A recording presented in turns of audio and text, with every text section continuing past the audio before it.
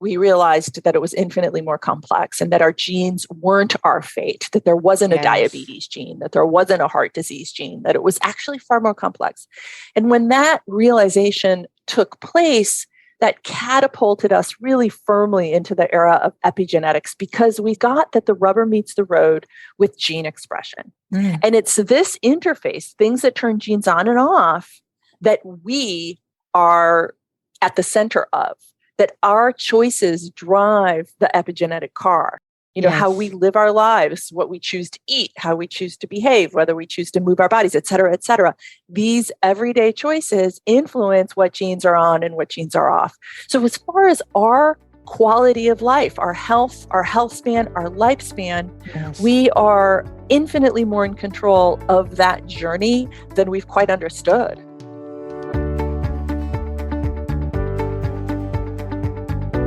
Welcome to the Good Life Coach podcast. I am your host, Michelle Lamoureux. The intention of this show is to awaken you to your fullest potential. Join me each week for inspiring interviews to elevate an area of your life, as well as interviews with women entrepreneurs who are creating success on their own terms. Each episode provides actionable tips to guide you to design a life you love. Hey there, it's Michelle Lamoureux, and welcome back to the Good Life Coach podcast. So excited for today's conversation with Dr. Kara Fitzgerald, who is the author of Younger You, Reduce Your Bio Age and Live Longer, Better. Fascinating book, and we're going to dive into it today. Dr. Fitzgerald is the first ever recipient of the 2018 Emerging Leadership Award from the Personalized Lifestyle Medicine Institute, in recognition of her work on DNA methylation, which she's going to help us understand today. And she's also a leading voice in the intersection of nutrition, epigenetics, and aging.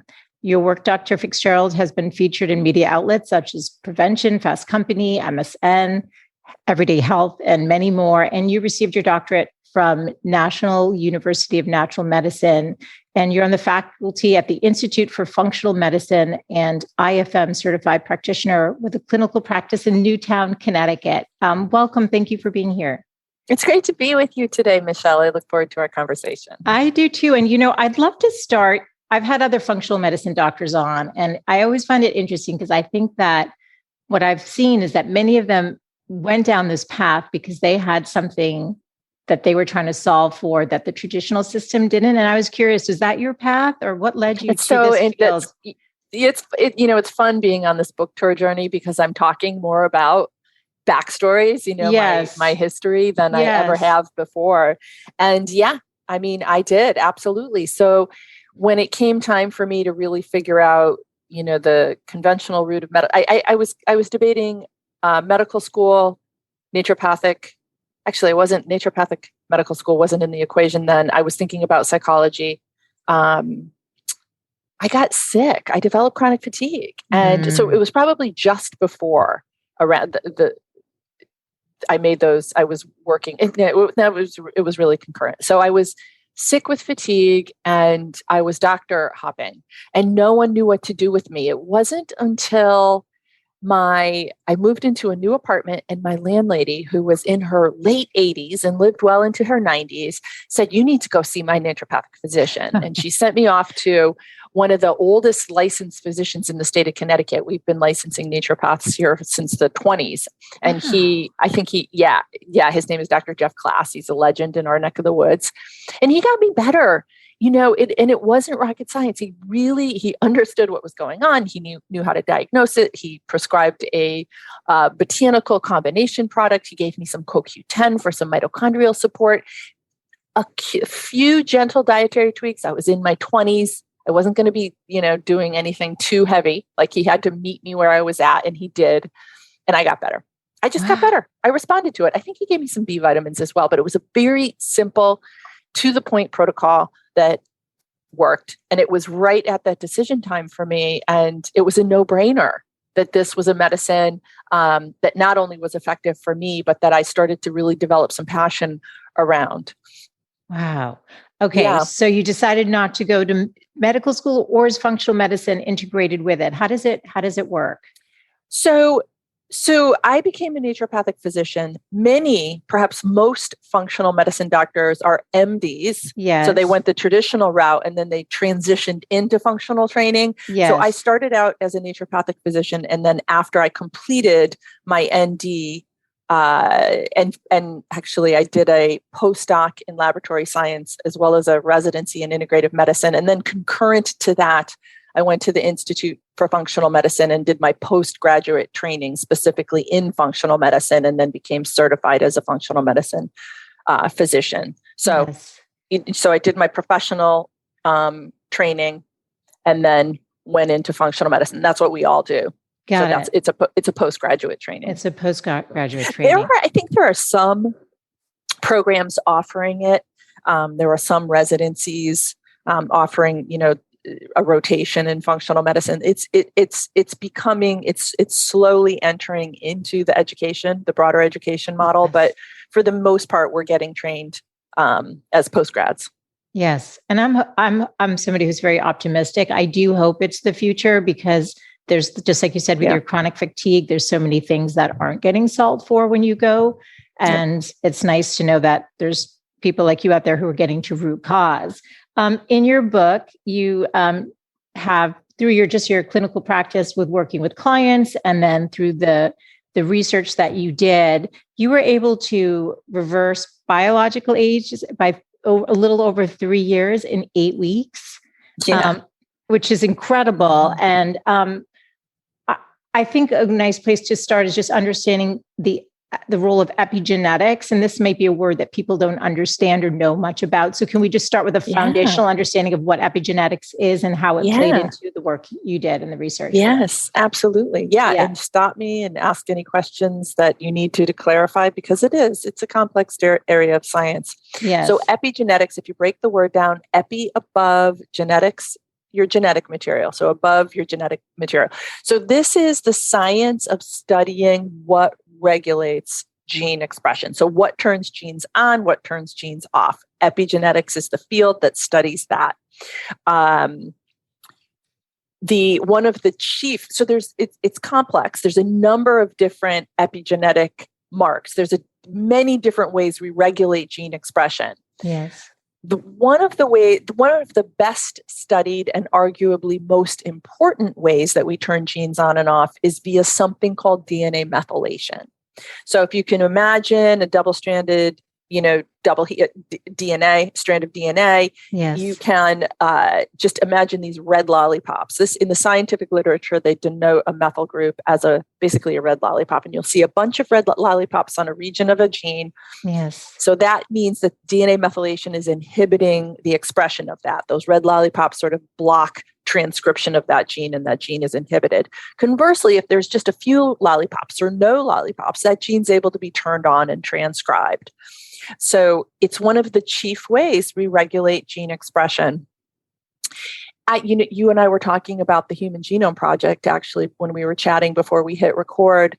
Back in the day, when we mapped out the human genome, scientists thought that was the Rosetta Stone of chronic illness, right? We really thought we would find 1 or 2 genes associated with diabetes, 1 or 2 genes associated with heart disease, with dementia, et cetera, cancer. Like, we would really figure it out.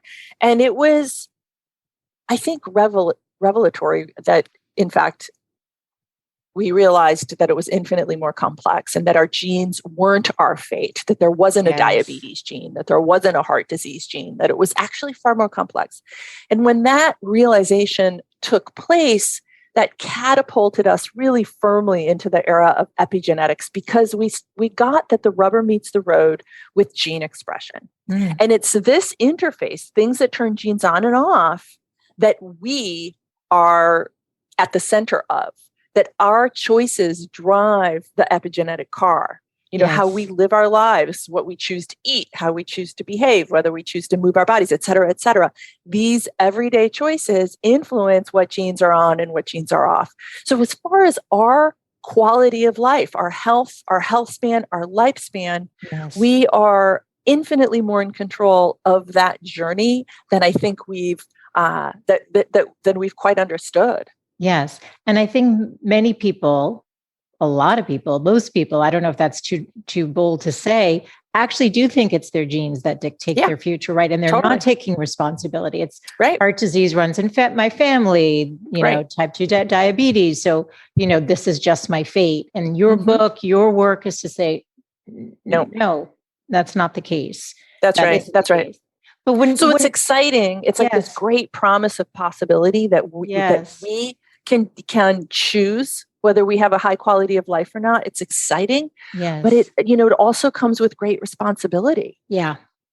Yeah, absolutely. And I think that's great, right? It's like if you're taking ownership of your life, and that's really what, you know, at the heart of the show, and just like living full on and doing what you can. But I can see why, you know, people it's just maybe like a past to like, oh, I don't need to pay attention to that. When you talked about gene expression being turned on and off, are there some that you want on and some off? Yes. It's the prevention. This plan is really the prevention of not turning on the ones you don't want expressed. Is that right? Am I understanding it, or am I oversimplifying That's the goal. Yeah. So as we age, our DNA methylation patterns get really wonky, to be scientific about it. Okay. We start to turn on genes we don't want on, sort of disease-promoting genes, pro-inflammatory genes. We start to turn off protective genes. And I think what's extraordinary about it is age is the biggest risk factor for chronic diseases. And it is a far greater risk factor for lung cancer than even smoking, just to put it into context. Aging is the biggest risk factor. And when you look at gene expression, the gene expression patterns in something like cancer, so when you look at the epigenome, when you look at DNA methylation patterns in a tumor microenvironment or in a cancer cell, it looks like it echoes what aging itself looks like. It's really kind of crazy. So yes, the goal of our study was, the fundamental question was, can we turn on a more favorable DNA methylation pattern in our participants using this diet and lifestyle intervention? Yes. And every piece of the diet and lifestyle intervention was around, we had evidence behind it as supporting favorable DNA methylation, favorable gene expression. So we brick by brick built in intervention specifically to optimize epigenetic expression. Yeah, it's so exciting. It's pretty cool. I know. This is cutting edge. This is exciting. It is.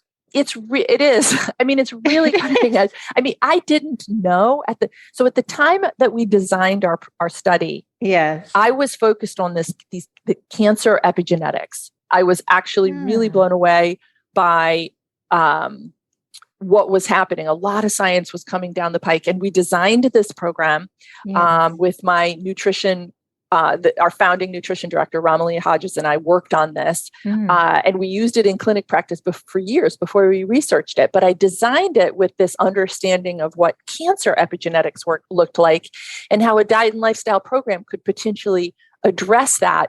It wasn't until we were researching it a handful of years later that I understood that that biological age, which is measured by looking at these DNA patterns, could be potently influenced by what we designed. That biological aging is measured via changes in DNA methylation, and it's also thought that the root cause of biological aging may be housed in DNA methylation. So it was almost like an extraordinary stroke of being in the right place at the right time, that we had this helmet on around DNA. We were thinking about DNA methylation originally for cancer, but in fact, it actually was much more, the implications of what we had designed were much more broad than simply cancer. Yes. It goes to the heart of aging itself. And so the first study that in our research, the first finding that we turned to was biological age. So did we change it? And we have other findings, there were other findings in the study that are pretty cool too. Yes.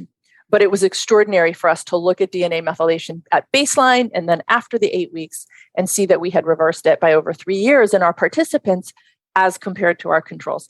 And it's huge. It's really extraordinary. And it got a ton of attention because it's still the only study of its kind to show this, but it was certainly, when we published it in 2021, it was the first study of its kind for sure. And there have only been very few studies thus far that have shown bioage reduction or reversal.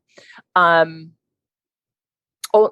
first one came out in 2019. This is a very new area of research, and it's just, I'm just absolutely thrilled and grateful to be a part of this conversation. To be able to participate in this investigation of, improving biological age. Yeah, it's super exciting. And I'm grateful for the work that you're doing and continue to do. And it's interesting because really what I took away from the book, we're talking about longevity, but in a way where you're enjoying your life. Because there's a statistic that you share where you said that most adults in the US and elsewhere will spend the final 16 years of their lives suffering from multiple illnesses and on multiple medications. That's not the goal, right? What you're talking about is living health long span. and yes, health and span. Healthy. Yes. Yep. And I think that is the goal and that it's attainable based on what you're talking about. Yes. We can make a lot of action towards improving that. None of us, I don't think we really get that in this country, most of us, by the time we're in our early 60s, will have 2 significant illnesses. And it's downhill from there. We'll be on multiple medications. I think about it as a single mom with a youngster at home. I became a mom late in life. I don't want her to have to take care of me at home or in a skilled nursing care facility or, all of the her inheritance, her college fund going to, keeping me alive, propped up in a pillow. I just sort of enter into these macabre thoughts and think about that's how the majority of us are interacting with, the elders in our population. And this is what our elders are going through. So we've extended lifespan, and that is a feat. We've extended it as compared to 100 or 200 years ago. But we do it via a lot of drugs and a lot of interventions. We have to absolutely 100% change that model. Honestly, even 1 year health span improvement, like even 1 year bioage reversal would save trillions of dollars in this country. So those numbers have been crunched. Scientists are looking at bioage reversal, bioage slowdown, and looking at the economics of it, and the cost savings are just astronomical. It's probably the most important area of research that we can be doing now because, as I said, biological age is the biggest risk factor for all the chronic illnesses. So if we can slow down bioage, we can, by extension, slow down the development of these chronic illnesses. So it just seems to me all hands should be on deck, focused on this area of investigation. Absolutely. And when I read that in your book, the savings that it would create, I was like, why isn't more going towards us? It's just unbelievable. Yeah. We don't recognize aging as a disease in this country. Within our structure, within the NIH, within this, the government run organizations, we just don't get it. The World Health Organization, I think, recently recognized it as a disease. So there's not a lot of money going towards gerontology, going towards bioage research. We haven't understood this piece. And so we silo all of our science and we invest really, in this administration, we're investing a lot more dollars towards researching cancer and cardiovascular disease. But I think if we recognized aging for what it is, recognized biological age reversal and the potential benefits across all spectrum, we would be investing some money there. And I think that will happen. And I will say, interestingly, Jeff Bezos gets it. Huh. And he gets it. He gets it because he's in his mid 50s, I think. I think he's maybe a couple of years older than me. Yeah. And he is all over investing billions of dollars into biogerontology, into aging research. He started a laboratory recently called Altos. Huh. I think I think it's in San Diego. I think it's in your neck of the woods. And then there's an Altos lab in Asia, and there's an Altos lab, I think, just outside of in Cambridge, where University of Cambridge in the UK. And he's recruited the best scientists in the world. In fact, the developer of the BioAge clock, Steve Horvath from UCLA, is at Altos. This is a multi-billion-dollar extraordinary lab that's going to be studying aging. Wow, this is so exciting. Yeah. I had no idea. Isn't that wild? It's very exciting.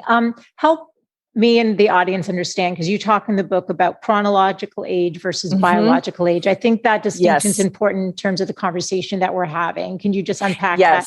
Yeah, absolutely. So our chronological age is the number of years we've been alive, the number of birthdays we've celebrated, the number of trips around the sun. We can't do anything about that. Try as we might. I love to talk about my sister, who's 29 again for many years, but she's not. Biological age is how fast we're actually aging, our physiological age. Yeah. And we can see, I mean, you told me you were 51, I think. Yeah. And I'm 54. Yeah. We can see people around us who look our age, maybe who look a little younger, who are our age, either look younger or look a lot older. I mean, you can visually see folks who appear to be biologically aging a lot faster. And that's what we can measure now. I think that, the first biological age clock looking at DNA methylation was only published in 2013. So it's a new science, but having these tools, being able to measure the physiological aging journey, I think is going to really help compel this science forward. How long have you been on your plan? Because I have to say, when I saw your headshot, I thought you were 35. That's truth. That's truth. And then when you came on the camera, I'm like, it says she adopted her child at 50, but I thought she was in her 30s. I'm really confused. And you look like you're in your 30s. Truthfully, I mean, you look so young and radiant. So I'm just wondering, like, how long? I mean, you were the poster child for your book. Like, it's like, look at you, and then and not intentionally. It's interesting. I am getting older. I mean, I'll be 55 in 2 weeks, less than 2 weeks. Yes. So I mean, I'm getting older. I can see my body changing. I don't want to feel too much pressure around it, but I do I appreciate hearing that. Yes. I've been doing our program to varying degrees of compliance since we developed it. And most recently, as we were writing the book, and doing our study, I've been very dialed into it. So I've been thinking about this for a long time. I will admit that I'm not fully in the intensive. So there's the 8-week intensive that we did in our study. And I think we should all be doing that. But I do layer in a little bit. Like, I'd be lying if I didn't say that I like a little bit of cream in my coffee. There are some things that I do, but foundationally, I follow, what it is that we used in our study and what we prescribe to most of our patients here. I have nutrients that I take, and I cover those in the book. Like, I'm a huge fan of taking a little extra curcumin. I'm just actually looking at my nutrient stash here. There's a Himalayan tartary buckwheat. We've got a couple of recipes in the book. And I talk about the supplement, Himalayan tartary buckwheat supplement. I use that. And so there's a handful of things that I talk about. So, but yeah, I do adhere to our plan as I think I say in the book, as if my life depended on it, because I want to be here. I want to be strong. I want to be available for my kiddo. Yeah, I hear that. I mean, I had my daughter at 38, and it takes. I think sometimes about if I had her in my 20s versus when you're older, and there's certain things you start feeling in your body at a certain age, and you think, I better pay attention, because I don't want to be one of the statistics, down the road. I don't either. Yeah, right. That's right. So, absolutely, 100%. Well, let me ask you. There's so much that we could unpack here. There was a part of what I read that I found really interesting, and I've always wondered about it. You talked about your ancestors coming from Poland.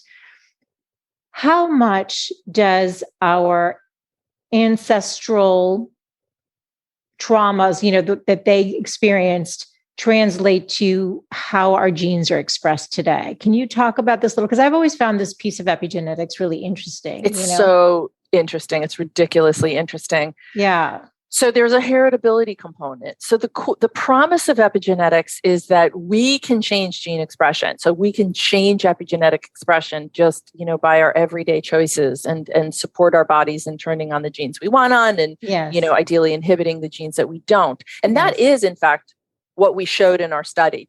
I know I'm digressing a little. Yeah. We showed that our participants rearranged their DNA methylation patterns, rearranged their gene expression towards a younger or more youthful profile. So we actually did show that.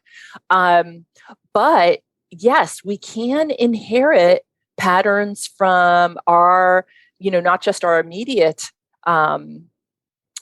our immediate past generation, but probably many generations prior. Certainly in animal studies, we see heritability patterns going through many generations, like the agouti mouse study that I talk about in the book. So this put nutritional epigenetics top of mind in science. And interestingly, it was published right around the same time the human genome was uncovered. So it came out in 2003. And this study, they used agouti mice. These mice are obese and blonde. You can just spot an agouti mouse a mile away. They're very visually prominent. Like you just can't miss it. Randy Girdle in his lab gave the pregnant dams B12. They gave them methyl donors, betaine, B12, folate. And the offspring for 5 generations turned off the agouti gene. So they hypermethylated a lot of those red lollipops on the agouti gene. And they presented visually what we call the phenotype was a brown wild type mouse. Isn't that amazing? It's fascinating. So I found that fascinating. Giving and pregnancy changed genetic expression, and not just for that generation, but many generations out. It's extraordinary. And so we can look in human studies, and we can see that there are a handful of like stressful events. There, I talk about the Project Ice Storm, and so this was a week-long severe ice storm in Quebec, like no power. People were cold and isolated. Women who were pregnant during Project Ice Storm gave birth to kids who had higher rates of autism, higher rates of asthma. So there was, and it was based on their experience of psychological stress and physical stress, so both or either or. So the psychological stress was impactful as the physical stress. And there are also studies out there that I mentioned in the book looking at excess food intake and insufficient food intake and the outcome on subsequent generations on health. And, we see excess food intake in certain populations can lead to increased risk of cardiovascular disease, diabetes, et cetera, in subsequent generations. And this is due to epigenetics and also insufficient food. So starvation can have an epigenetic imprint that can last. Let me say one other thing on this. Yeah. So psychic stress or total life stress, post-traumatic stress, all of that can influence gene expression. But the other thing, a cool thing, is that exercise, this was a study I read not too long ago. It did make it into the book, but just barely because it's a pretty new study. Exercise patterns or exercise habits can influence gene expression and be inherited as well. So if you've got a decent exercise background, you might be able to hand down, your rock hard abs to your offspring. I'm kidding, but I think that's really kind of cool that we can hand some of that down. So yeah, it is a phenomena, but it's not as locked in as DNA. We think that it's still malleable. Yes. And this is important because let's say you experienced a early life stress, or mom was stressed, when she was carrying you, or I think about the depression. And I look at my family and my grandparents, how they were total hoarders, and they did some things that really seemed to come from Depression era habits. And I think some of that has carried down into my family. Like, we can choose differently. And I think if we are people who grew up with stress exposure, what can happen epigenetically is that we get stressed out more readily. Our stress threshold is lower. But there are many tools that can influence that. Meditation can change our epigenetics towards longevity. Actually, there's some really cool science on epigenetics and meditation and Tai Chi and yoga. Exercise can help us.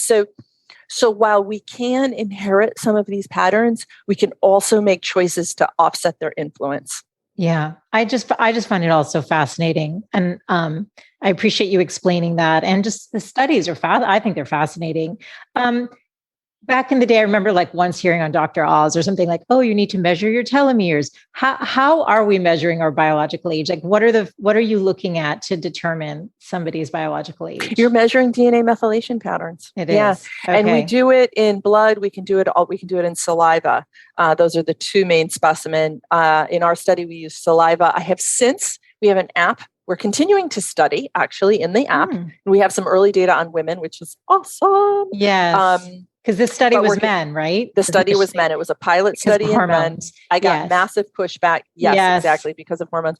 But I want to say that we've got a new cohort of 7 women. So it's small. It'll grow over time. And these women, middle-aged, same age range, did actually a little bit better. Great. Yeah, it's pretty cool. They did great. But yeah, so we're using the blood as a specimen, and we're looking at those red lollipops. Okay. But is it like telomeres is different? So telomeres, once upon a time, telomeres do shorten with age, but they are, I don't know that they're as fundamental to the aging process as we once thought. Yeah. They correlate with age much less rigorously than DNA methylation biological age clocks. So DNA methylation bioage clocks have really supplanted telomeres, although we haven't shut the door on them. In fact, you can measure DNA methylation patterns that will give you an idea of telomere length. So we can look at DNA methylation associated with telomeres, and this DNA methylation pattern associated with telomeres is more reliable than the direct measurement of telomeres. I know it's kind of confusing. Well, you can't go to your doctor and ask for it anyway. They won't give you a telomere blood test. Can't get a telomere. No, and they're not going to do that. Methylation yet. Yeah, and you can't either. But what are you? Because you mentioned homocysteine. Like, is there something? If somebody was curious and wanted to know, I know you list some blood work that you recommend. There's a table in there. Is that what somebody would be looking at, or? I would start. There's a table of labs that I recommend that are basic and that any physician should be able to order, or nurse practitioner should be able to order. And a lot of those are just going to be obtained on your annual physical exam. So people should be able to look at them, look at the optimal ages that I've listed, and see whether it appears like they're aging, well, or they might be aging a little bit faster. So you can use those standard blood biomarkers. In the book, we also have, as I'm sure you noticed, a biological age subjective assessment or self-assessment. And you can take that as well. Yeah. In the very back in the resource section, I talk about where one can obtain a DNA methylation bioage clock if they want to. It's always interesting. Yeah. I don't know. I like totally data. Interesting. Yeah, I like data. Well, we will know our bioage at some point. This will become standard of care. So we'll know what our lipids are, we might know our blood sugar, and we will know our bioage. And we will be putting attention towards what our bioage is. I mean, there's just no doubt in my mind that this will be standard practice. Absolutely. Well, talk to us about DNA methylation. Now, we've talked about it a lot. So just what does that specifically mean, and how is this impacting our biological age? So again, DNA methylation influences what genes are on and what genes are off. Mm-hmm. Okay. Yeah.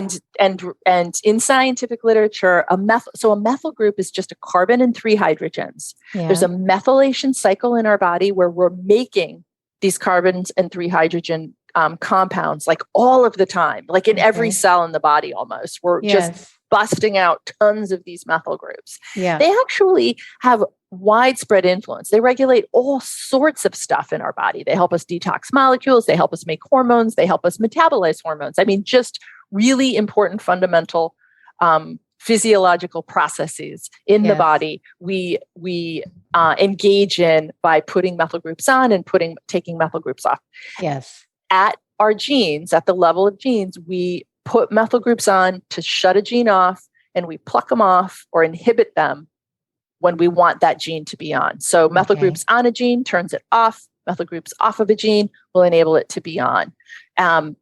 The methylation cycle requires a lot of nutrients. It requires B12. So when you think about taking B12, a big reason is because of this methylation cycle. B12, folate, betaine found in beets, even DHA, the fatty acid, can help regulate the methylation cycle. Magnesium, zinc, potassium, B6, NAD, which is a compound from niacin.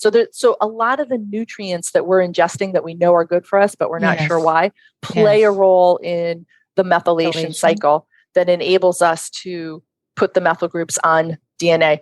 But there's another really important. So anyway, let me just say that the diet we designed is packed in these nutrients, just packed. Yes. And then there are phytochemicals, EGCG in green tea, quercetin found in onions and others, resveratrol in grapes and other nutrients, luteolin in tomatoes, or sulforaphane or DIM in cruciferous. So there's these phytochemicals that seem to direct where those methyl groups go, perhaps helping them be placed on genes we want off. So does that all make sense? And so our diet is also packed with those nutrients. Totally. Now, if anyone, I've been to functional medicine doctors and stuff, I'm just curious, are some people not able to methylate? And I've heard, and I have no idea what the MTHFR, I think you talked about one client who came in was like, oh, I have this gene. Is that an indication that you have a methylation issue, or is there a way to know that you have a methylation issue? Well, let me just say this. Yeah. It's such a fundamental player. I don't know that I would say, we wouldn't be alive if we had a hardcore methylation issue. Yeah. We wouldn't be born, but, like in terms of absorption of certain vitamins, let's say like B12, for example. Yeah. So I'll say a couple of things.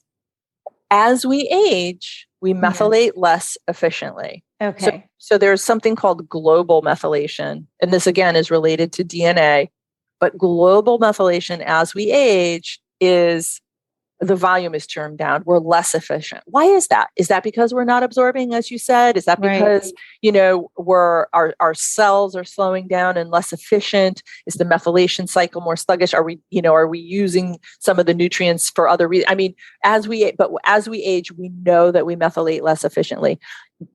Very importantly is that not only do we methylate less efficiently, we actually start to become imbalanced. So we will hypermethylate genes that we want on. So we'll shut down important genes that we want on as we age. So going back to cancer again, that's what we see. We turn off genes that protect us from cancer as we age. So we shut them down, and then we turn on genes, that are damaging and pro-inflammatory to us. So on one hand, net methylation drops, but in fact, what actually happens when you zero in a little bit more closely, you see that it becomes really wonky and imbalanced. So we need more than to just turn up methylation. We have to be more precise and careful than that. We need to sort of direct how methylation is happening. Okay. I find it interesting because, so you list 10 key foods that for methylation. Yeah. Well, they're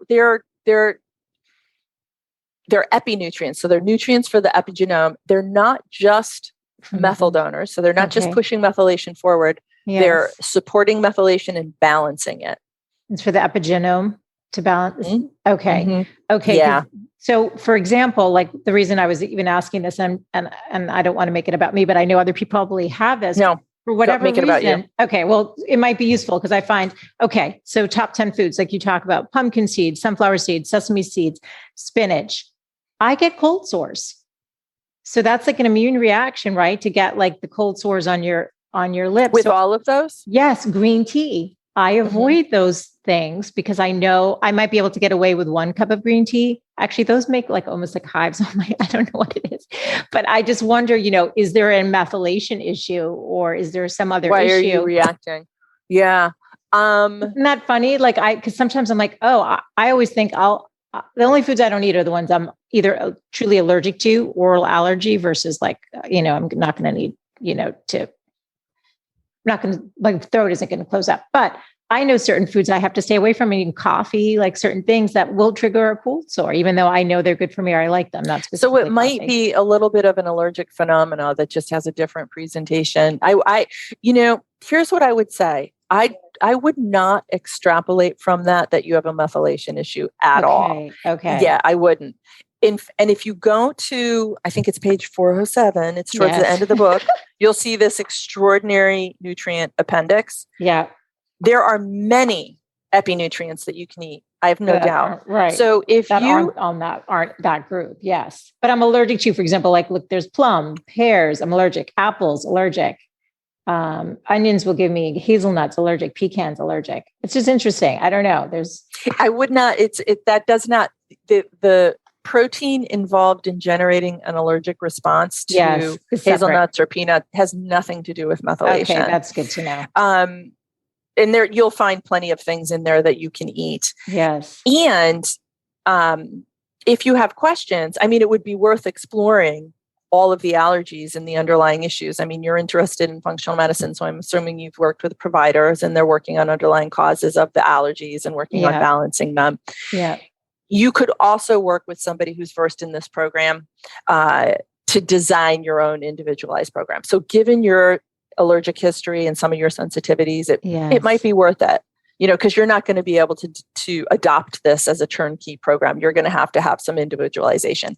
We started using this program here. This is my clinic, years before we researched it. We have challenging functional medicine cases here. We're sort of a referral center, if you will, from other functional medicine providers. So our patients absolutely use the principles in the younger you, but almost all of them require some individualization. And I talk about that in the beginning of the book. Yeah. This is not a one size fits all. This is absolutely individualized. Well, I think bioindividuality, no, right? But I think that there are some authors out there who tend to say it's my way or the highway. But if you actually see patients, if you see real people, you have to individualize. Yes. I think that makes total sense to me. Okay. Well, let's talk about stress. So you write, stress is inevitable, but managed poorly, stress will drive aging forward like gasoline poured on fire. And cortisol specifically impacts methylation, right? Cortisol influences, there are 25% of the genes on the biological age clock that we used are influenced by glucocorticoids. Of course, the number one glucocorticoid is cortisol. Okay. So I wouldn't exactly say that cortisol influences methylation. Cortisol or stress can influence the specific genes on the bioage clock. Okay. So my interpretation of that is that, that's bigger than any other factor. Get it under 25%. Control. Yeah. So my interpretation of that is that stress can drive aging forward potently, like gasoline on a fire, very potently. And beyond just the clock itself, when you look in the literature on chronic stress, we talked about, some of the heritability components of it. It's very pro-aging, and it turns the volume up on all of the chronic diseases of aging. But I want to say two things. Some stress, obviously, is helpful. It can be very motivating. Yes. And like the stress of exercise, the stress of a reasonable amount of exercise is actually turns our body on physically in a way that's very beneficial. So a little bit of stress is good, but the toxic stress that we tend to steep in this country is pro-aging. Yeah. And then COVID came. Totally. Massive stress. Ridiculous. Yeah, absolutely. Yeah. As I said before, we can counter the influence of stress at the level of the epigenome. So the research on meditation is an anti-aging practice. Amazing. And what's cool is that we don't have to retire to the mountain, to the Zen monastery for the rest of our lives. Right. Research shows that just one meditation in an inexperienced meditator can have beneficial changes. Wow. But if you want the lasting longevity changes, you need to make it into a habit. Consistency. Tai Chi, similar. Yoga, similar. So we've got tools to counteract, right away, this influence of stress. We just have to take it seriously. Yeah. A lot of people come to my practice and say, oh my God, I'm so stressed out. Like we all talk about how stressed out we are. Like it's just it's like the water cool conversation of the century. That's right. But it's like we're lip servicing it. And the research really suggests that we need to take it seriously. It is a big driver. Okay. Well, I want people to hear that too, because in addition to the food and the nutrition and all of that, sleep and managing stress, they're within our control, just like what we're choosing to consume, or even adding in. You talked about one client who just added in a couple of the things, wasn't ready to do the whole thing, and saw just by stopping eating at 7 p.m. and starting at 7 a.m. Made a huge difference. She did one other management thing. I'm forgetting now, but there was a little bit of movement. Yeah. Oh, yeah. And a little bit of movement. And I was like, oh, so it shows that, taking some control where you can is important. Can you talk about supplements? There was one part in the book that I was like, oh, that kind of scares me. Where there was this study, I think it was on like page 58, where you were just talking about how supplementing with methyl donors can be risky and effective if it's better to get it from food, ideally, if you can. So what's the thinking of supplements? Because I think a lot of us are just gobbling down lots of supplements. Yeah, we're just taking everything. For sure. We'll pee it out. We'll pee out excess. Right. Yeah. Exactly. So there's some suggestion in the literature that, so going back to the cancer conversation, remember aging inhibits cancer protection genes that we want on. Yes. Cancer itself inhibits these protective genes as well. And it does it by methylation. So they hypermethylate and inhibit these genes from being turned on and protecting us from cancer. Yes. There's some suggestion in the literature that if we're giving our bodies a lot of methyl donors, like if we're taking a lot of folate, a lot of B12, we might similarly, in vulnerable windows, be increasing our risk for cancer. And there's some evidence for that. Likely, those of us who are most vulnerable are older, sort of our DNA methylation, our gene expression becomes wonkier and wonkier as we age. And so probably we're increasing our vulnerability as we age. My conclusion is we should do a food forward approach. I still supplement. I still prescribe supplements, and I myself use B vitamins sometimes. So we shouldn't throw them out by a long shot. But let's just be a little bit more mindful. You brought up, in this age of being able to measure gene mutations, we're all looking at one of the most classic ones, and that's the MTHFR. Yes. And that's a gene that is in the methylation cycle. And it's very common to have this gene be slower. Many of us do. That doesn't mean that your methylation is imbalanced. The body is kind of redundant. There's a lot of protection sort of built in. So you can't conclude from having a variant that you're a poor methylator and therefore you need to take B vitamins. But that happens a lot. And I did write about that. I wrote a case about a case, a woman who came into my practice just sort of desperate. Because she had the gene for the MTH. Yes. And that was her fundamental issue. But it really wasn't. It wasn't. And there's this anxiety and this overwhelm and this, and this urgency around taking lots and lots of supplements to repair these, the activity of these genes. And I would argue that that's absolutely inappropriate. Sometimes these vitamins are essential and they are, life-changing, like somebody has a peripheral neuropathy or, other conditions that can be so problematic. We can treat those potently using B vitamins in, the appropriate setting. So my take home is food forward. We can get a lot of those nutrients from our diet. Yes. And then, be mindful if we're layering in a B vitamin, maybe be a little bit more careful on the dose and the duration. You've been so generous with your time today. If somebody is listening today, we've unpacked so many different things. Any take home, like any sort of like final words you want to leave women listening with today about the work that you're doing in the world? Yeah. So we got this. We can do this. This is a broadly adaptable program. In fact, that was one of the reviewers' comments when they published, when I was accepted into the scientific literature, that this was doable and that it was essential. We need to be thinking about our biological age, and we can do it. We can take baby steps, as you pointed out. Like, we can enter into this conversation wherever we're at and in whatever way we're ready to. And so I want to just invite you to take those first steps.